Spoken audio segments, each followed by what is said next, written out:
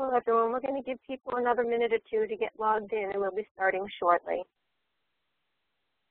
on patient-centered medical home. Before we begin, I'd like to direct your attention to the Q&A panel, where you'll be able to submit questions regarding PCMH to your presenters.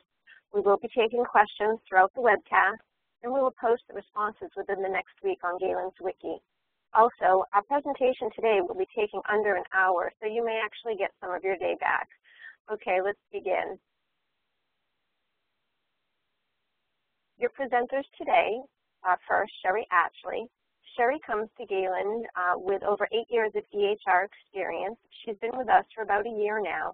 Her experience includes project management and implementation consulting. My name is Sudie Agostino. I'm a registered nurse. I've been a clinical consultant with Galen for about a year and a half now. I have over 7 years EHR experience, including project management and clinical consulting.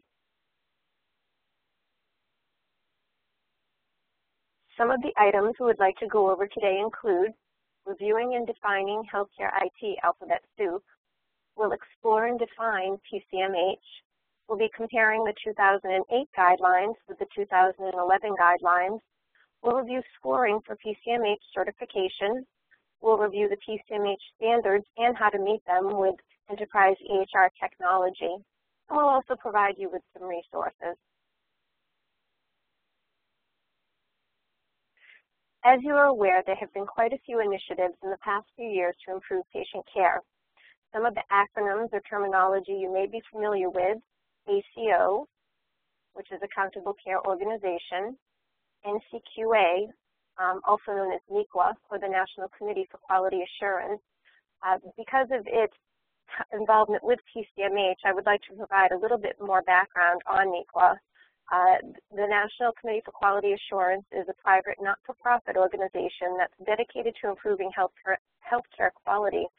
Since its founding in 1990, NCQA has been a central figure in driving improvement throughout the healthcare system, helping to elevate the issue of healthcare quality to the top of the national agenda, which falls into the next MU, or meaningful use, something I'm sure you're all deeply familiar with at this point. Next we have PCMH, which is Patient-Centered Medical Home, and CMS, Centers for Medicaid and Medicare Services. We'll be focusing mostly on NCQA and PCMH. However, due to its tying in with PCMH, we'll be throwing in a little MU in there as well. What is a patient-centered medical home? A patient-centered medical home allows patients to be involved in their care. How is that done?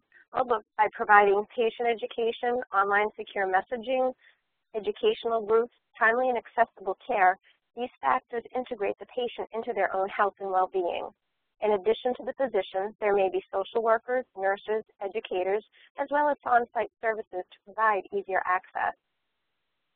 A medical home achieves these goals through a high level of accessibility, providing excellent communication among patients, physicians, and staff, and taking full advantage of the latest information technology to prescribe, communicate, track test results, obtain clinical support information, and monitor performance. Your end result: healthier and happier patients, good preventative care, and ultimately more affordable medical costs. A patient-centered medical home is a model of care that strengthens the physician-patient relationship by replacing episodic care with coordinated care and a long-term healing relationship. Each patient has an ongoing relationship with a personal physician. This physician leads a team at a single location that takes collective responsibility for patient care, providing for the patient's healthcare needs and arranging for appropriate care with other qualified clinicians when needed. The medical home is intended to result in more personalized, coordinated, effective, and efficient care. I'm going to hand things over to Sherry so that she can go over some of the changes between the 2008 and 2011 guidelines. Bear with me while I share control with her.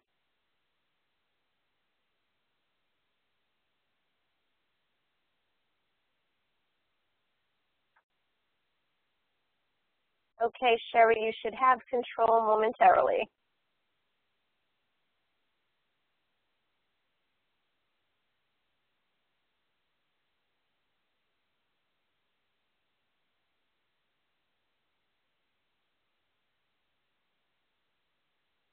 Sherry, we can't hear you.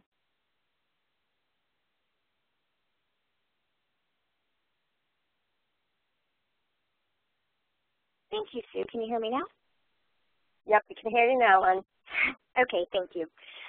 Good afternoon. This is Sherry Ashley, and it's a pleasure to be presenting this webinar on patient-centered home care to the Allscripts community. We at Galen would like to thank you in advance for attending this webcast. Today, we will review a few of the changes and additions to NEQA's Patient-Centered Home 2008 with the NEQA's Patient-Centered Home changes for 2011. During this webcast, we will cover a few specific items from the following areas: enhanced access and continuity, identifying and managing patient populations, plan and manage care, provide self-care support and community resources, along with measuring and improving performance. But not all standards within those sections. So please be aware that this is not an all-inclusive list. So let's begin.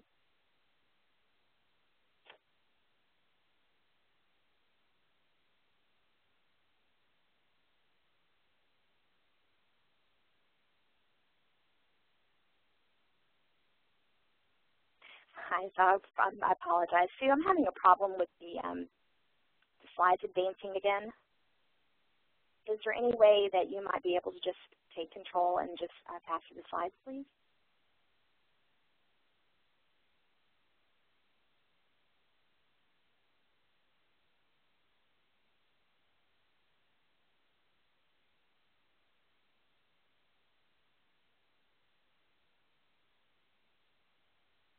Okay, it's decided to participate. Sorry about that. Is it working now for you, Sherry? Yes, thank you. I apologize. No worries. Go ahead. Thank you.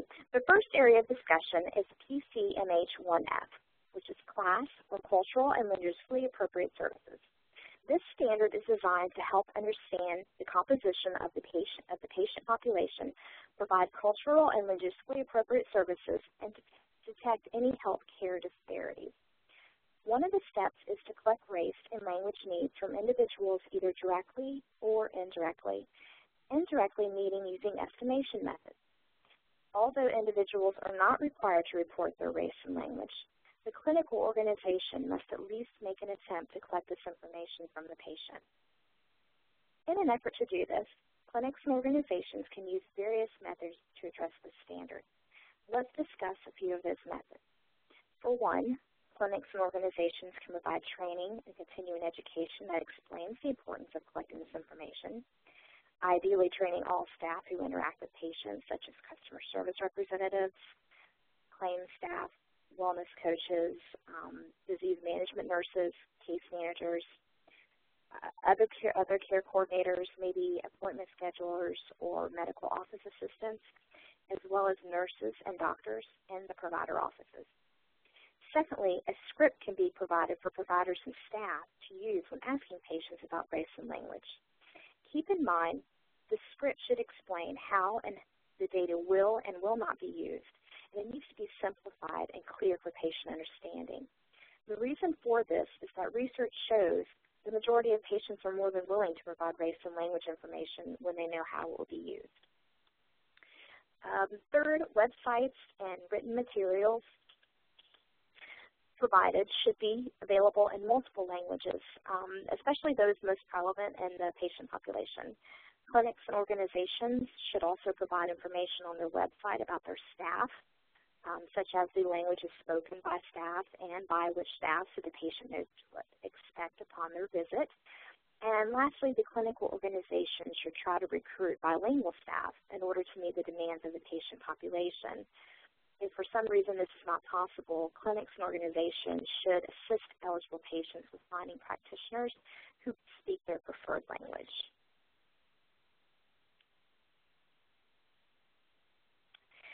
PCMH 2D, Identify and Manage Patient Populations. This standard for 2011, the practice organization must collect patient data and evidence-based guidelines to generate lists and reminders about generate lists and remind patients about needed services. The new change requires 3 preventative care services and 3 chronic care services instead of 1 as in the 2008 guideline. The practice can use the written data or electronically collected data to alert clinicians to provide a list of patients who need to be reminded proactively of upcoming services needed, such as pre-visit planning, specific medication renewals, preventative care, specific tests, follow-up visits. Other examples might be age and gender-appropriate immunizations and screenings, advanced care for non-pediatric patients, patient and family mental health substance abuse, as well as depression screenings for teens and adults using standardized tools. PCMH 3A, on the standard for implementing evidence-based guidelines, the practice organization adopts and implements evidence-based diagnosis and treatment guidelines for 3 clinically important conditions. Practices can implement guidelines through point-of-care reminders. And although we do not have time in our session today to discuss each of these guidelines, on this slide is an example of evidence-based guidelines for diabetes, which reflects the data needed in 2011. So I will leave this slide on the screen for just a moment so you may review this example.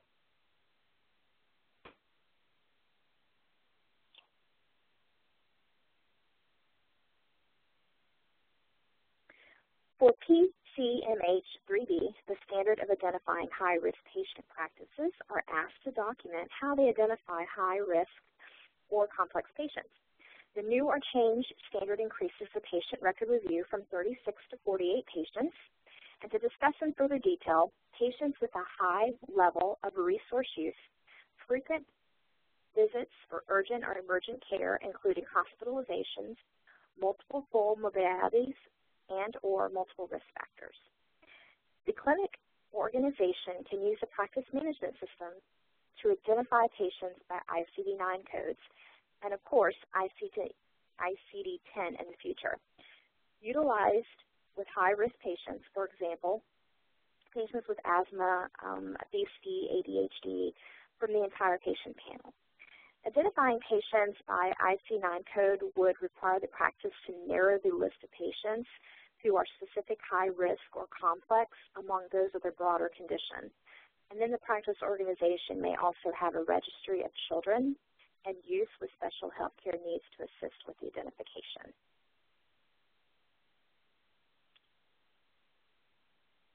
Next, PCMH 4B, provide referrals to community resources. Practices must support patients who need access to community resources. The practice or organization must maintain a current resource list covering 5 community service areas, such as smoking cessation, weight loss, parenting, dental, fall prevention, or meal support. In addition, the practice must arrange for or provide treatment for mental health substance abuse disorders, health education, and peer support to patients. Lastly, the practice or organization must track referrals given to patients, and we will cover that in further detail on our next slide.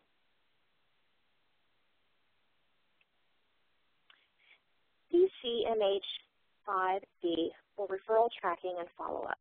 For this standard, a few of the items that must be completed are the practice and organization must provide specialists with a list for the referral and key information on the referral, such as the referring physician and or any relevant clinical findings.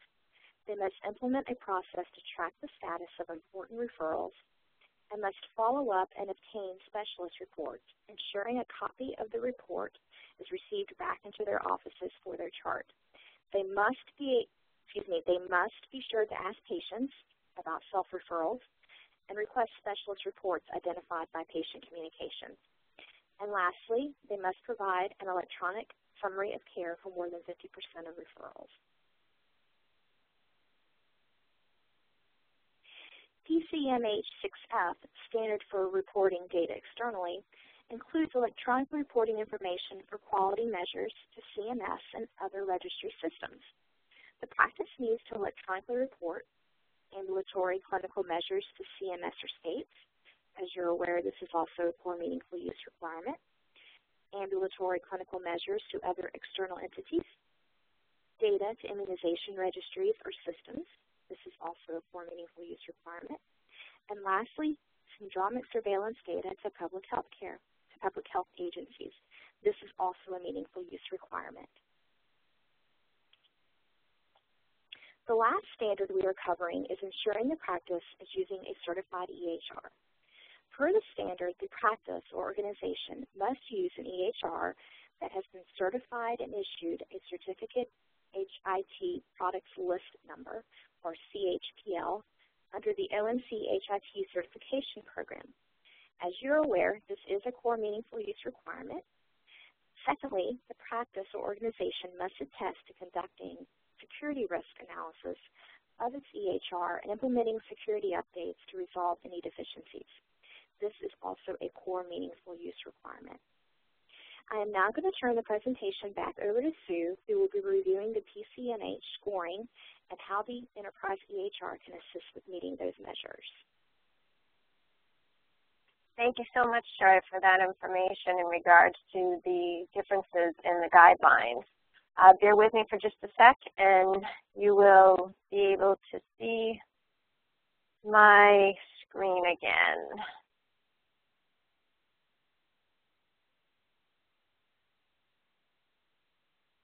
Sherry, do you have the ability to provide me with the presenter again?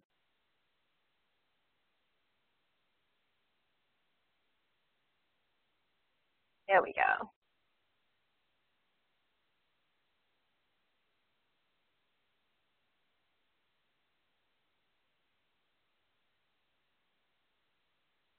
Okay, everyone, you should be seeing in front of you now a chart that represents the PCMH certification scoring for each level of recognition.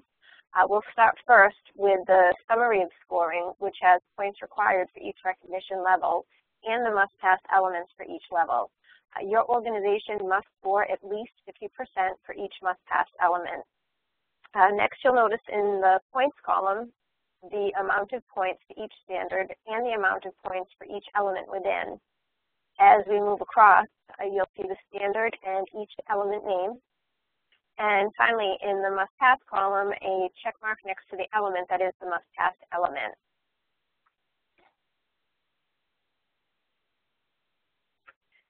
Before we get into the PCMH standards and EHR functionality that can help meet them, I do want to emphasize that there are many practice or organization-wide influences and activities involved in obtaining certification or recognition.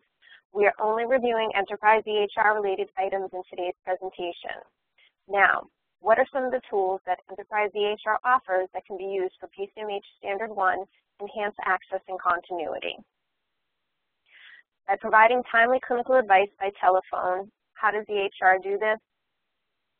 Using the call processing module and utilizing text templates consisting of leadership-approved protocols, practice-defined timely clinical advice can be provided for patients.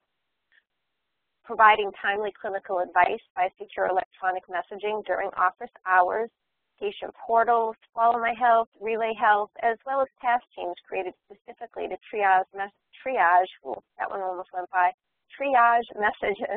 to ensure quick delivery and resolution to patient questions or concerns. A task can also be put in the status of in progress to alert other staff that it is being worked on. Documenting clinical advice in the medical record.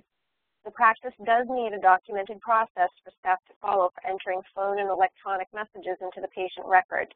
By copying patient communication to note, it becomes easily available to access if the patient calls back or if other staff needs to quickly obtain the information. A few other items for PCMH1 Enhanced Access and Continuity include that clinical summaries are provided to the patient for more than 50% of office visits within 3 business days. That one probably sounds real familiar right about now. This addresses the capabilities of the electronic system used by the practice to offer information. The clinical summary is a summary of the visit that includes, when appropriate, diagnoses, medication, recommended treatment, and follow-up. This can be accomplished using either the Allscripts delivered clinical summary or creating what works for your organization and utilizing the clinical summary icon located on the physician's schedule. Documenting the PCP via your practice management system and utilizing the PCP functionality of the patient banner, the primary caregiver is easily accessible. PCMH2, identify and manage patient populations. The organization documents the patient's preferred language. Although they are not required to discuss language needs, this documentation does help identify patients who may need interpretation and translation services. This can be viewed in the patient profile dialog, or a chart alert can be easily created for quick viewing of the patient's needs. The patient's allergies, including medication, food, or environmental allergies, and any associated reactions are recorded as structured data. Data on smoking status and tobacco use for patients 13 and older is collected as a separate factor to emphasize its importance in relation to overall health. Enterprise EHR assists in the documentation of allergies and smoking in several ways. The allergy reconciliation button is lit up until all the allergies are reconciled, and the meaningful use alerts in the encounter summary notify the provider of missing documentation. Use data for population management. By generating lists of patients, for example, who need chronic care management services, the practice can use these lists to remind patients of at least 3 care services. This could include specific disease process care, such as diabetic care, hypertensive care, as well as follow-up visits, lab follow-up, or teaching or patient education visits. Some ways that Enterprise EHR helps with this include population health management, CQS, HMP, analytics, as well as the patient list functionality. PCMH3, plan and manage care. By analyzing the entire patient population, the practice can determine the required chronic conditions to manage. Examples of guideline implementation include flow sheets or templates based on condition-specific guidelines, enabling the practice to develop treatment plans and document patient status and progress. These are the tools that are used by the practice to manage patient care. At each relevant visit, the clinician uses indicators from evidence-based practice guidelines, such as lab tests, patient symptoms, or clinical findings, such as blood pressure or weight, to determine patient progress with the care plan and treatment goals. By using care guides, the practice can provide the patient and or family a care plan tailored for the patient's use at home, as well as to the patient's understanding. The practice provides a written clinical summary at relevant office visits. These relevant visits are determined by the practice and the clinicians, but must be with regard to important or chronic conditions, including child care visits for practices with pediatric patients, visits that result in a change in treatment plan or goals, and additional instructions or information for the patient and family. PCMH4, provide self-care support and community resources. Health education programs are offered that may include alternative approaches, such as peer-led discussion groups or shared medical appointments. These types of appointments may offer access to a multidisciplinary care team and allow patients to interact with and learn from each other. 11.3 functionality allows the providers to document the group class and push that documentation to each patient. The practice provides treatment or identifies a treatment provider and helps patients get care for mental health and substance abuse problems if needed. Referrals via the ACI to the appropriate care provider can be easily generated. The referral can then be set to a hold for scheduling status so that the office staff can assist the patient in obtaining an appointment for care. PCMH5, track and coordinate care. The practice systematically tracks, tests, and coordinates care across all care spectrums. How does EHR help with that? Abnormal results of lab or imaging tests are flagged or highlighted and brought to the attention of the clinician to ensure timely follow-up with the patient or family. Enterprise EHR notifies the physician via task that the abnormal results would be flagged or highlighted and brought to the attention of the clinician. The practice gives normal and abnormal results to patients in a timely manner, which is defined by the practice. There must be evidence that the practice proactively notifies patients of normal and abnormal results. Just filing the report in the medical record for a patient's next office visit does not meet the intent of this factor. However, a results communication letter or document created during the results verification process documents in the patient chart that the physician recommendations and how they are delivered to the patient. In this example, you can see the documentation of the clinical staff's communication with the patient. The provider can also annotate on the results any communication they had with the patient in regards to care.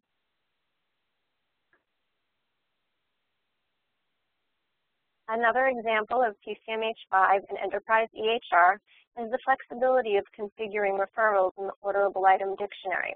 This allows the following information to be included in the referral communication to the specialist: the reason for and urgency of the referral, the general purpose or type of the referral, such as consult, transfer of care, or co-management, and any relevant clinical information, such as patient history, clinical findings, and current treatment.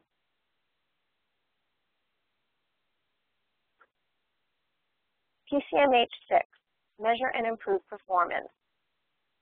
The practice uses performance data to identify opportunities for improvement and acts to improve clinical quality, efficiency, and patient experience.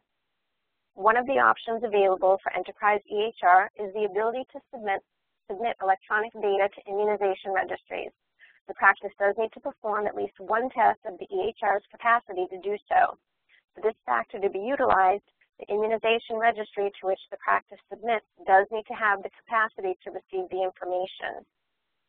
You can add the clinical questions that are specific to your registry in the orderable item dictionary, and in TWAdmin QAdmin, you can see your outbound messages. Published indicates that the message went through.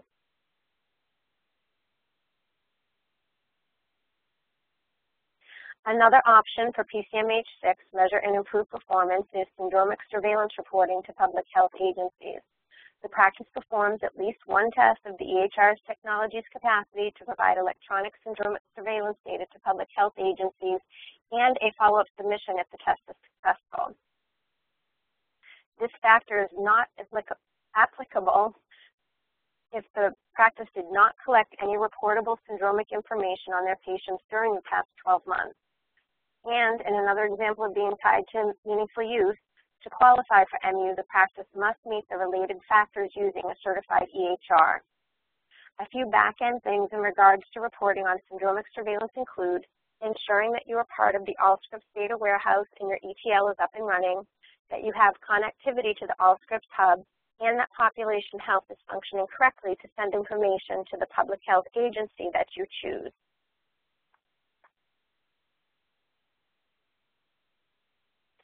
We have shown a few ways that Enterprise EHR can assist in your PCMH journey.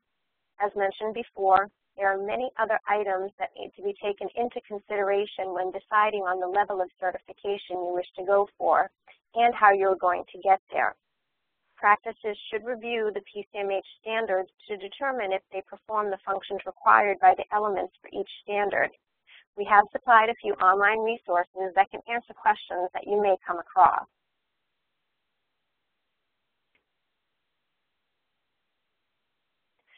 The questions entered today during our presentation will be posted on the Galen Wiki within the next week, along with the slides from this presentation.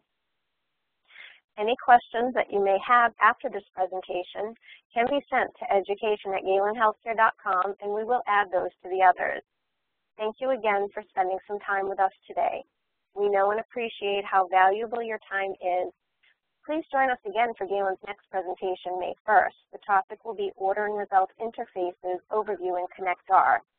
Thank you again, and have a great weekend.